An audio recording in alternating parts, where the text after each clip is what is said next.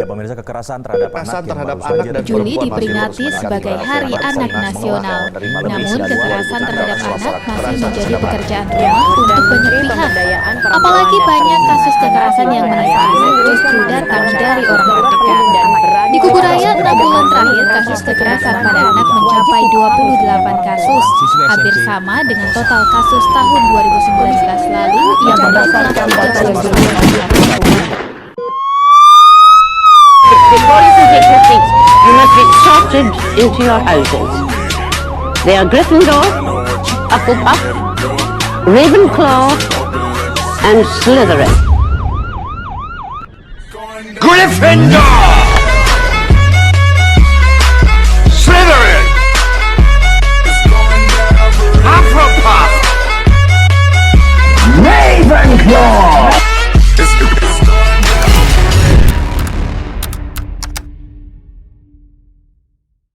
Assalamualaikum warahmatullahi wabarakatuh. Halo guys, apa kabar? Aku harap kabar kalian baik-baik aja ya. Aku ada pantun nih. Sore hari pergi ke Parung Panjang, perginya naik kereta api. Sebelum durasi semakin panjang, izinkan aku memperkenalkan diri. Perkenalkan, namaku Eva Marina. Aku adalah mahasiswa dari Institut Agama Islam Negeri Langsang, jurusan Pendidikan Bahasa Inggris. Kita sudah sama-sama lihat, bukan, dari cuplikan sebelumnya, sesuatu yang sangat mencabik-cabik hati. Perih, sangat perih. Namun itulah kenyataannya yang terjadi sekarang. Kekerasan sudah sangat marak terjadi, terlebih lagi pada anak-anak. Anak yang menjadi penerus generasi bangsa. Lantas, apa yang ada di benak para pelaku kekerasan? Apakah mereka berpikir kalau dampaknya itu hanya omong kosong? Atau bahkan mereka berpikir tidak ada dampaknya? Sangat lucu, bukan? Efek kekerasan pada anak bisa berlanjut hingga dewasa. Hah? Kok bisa?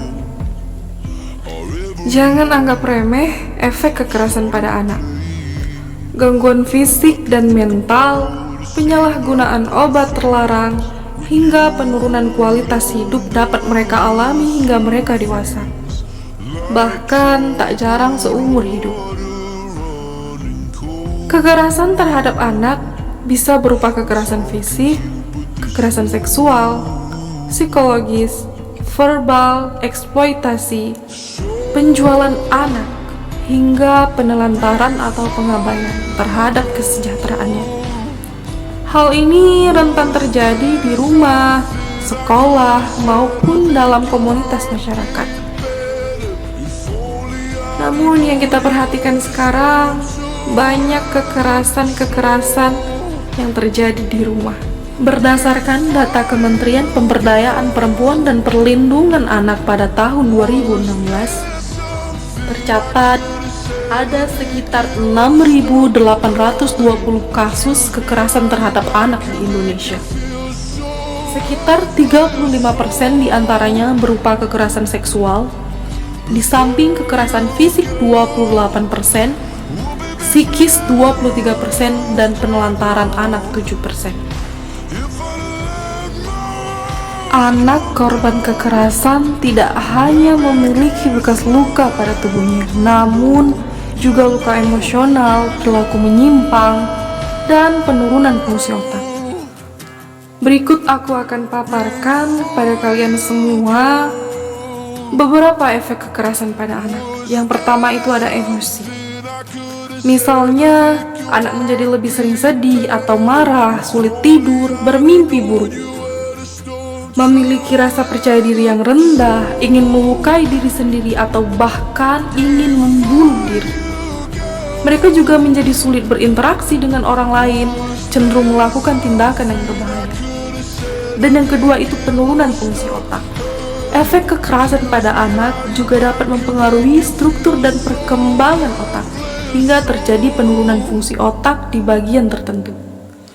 Hal ini berpotensi menimbulkan efek jangka panjang, mulai dari penurunan prestasi akademik hingga gangguan kesehatan mental. Sangat mengerikan, bukan? Guys, dimanapun kalian berada, ayo kita bersatu untuk memutus mata rantai kekerasan pada anak.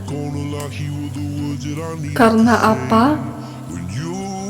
Sebuah penelitian mencatat prevalensi upaya bunuh diri yang cukup tinggi pada orang dewasa yang pernah menjadi korban kekerasan anak. Saat anak korban kekerasan menjadi orang tua atau pengasuh, mereka berisiko melakukan hal yang sama pada anak. Siklus ini dapat terus berlanjut jika tidak mendapat penanganan yang tepat untuk mengatasi trauma. Tidak peduli seberapa lama pengalaman traumatis sudah berlalu, efek kekerasan pada anak akan menimbulkan gangguan yang berkelanjutan jika tidak mendapatkan penanganan yang tepat. Penting bagi para korban kekerasan anak untuk mendapatkan bantuan dari psikolog atau psikiater guna menanggulangi efeknya dalam jangka panjang. Adapun strategi pencegahan dari kekerasan tersebut dapat dilakukan melalui berbagai cara, diantaranya akan aku jelasin di video aku selanjutnya. Pantengin terus ya guys. Untuk mengakhiri pembicaraan ini, aku ada pantun nih buat kalian. Bangun datar banyak bentuknya, salah satunya jajar genjang. Jangan takut bila ingin bertanya, sebab saya tidak makan orang. Bagi teman-teman yang mau bertanya, saya persilahkan ya di kolom komentar.